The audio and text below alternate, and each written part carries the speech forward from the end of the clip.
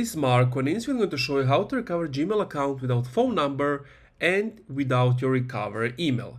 Before I begin with this video, if you're interested in Shopify, you can get it for only $1 your first month if you click the link in the description.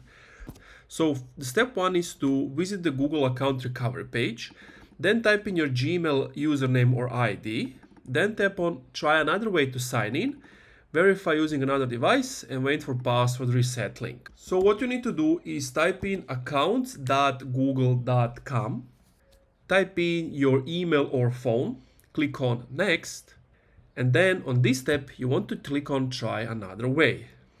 And at the moment it's going to send a link to my Gmail in around 6 hours to verify that's me, but because I have this email, that's why I'm getting the email. If you don't have this email, you can choose another ways to verify this is your email. It's going to be on this, and that's pretty much it. Thank you for watching this video. If you enjoyed, leave a like, comment, subscribe.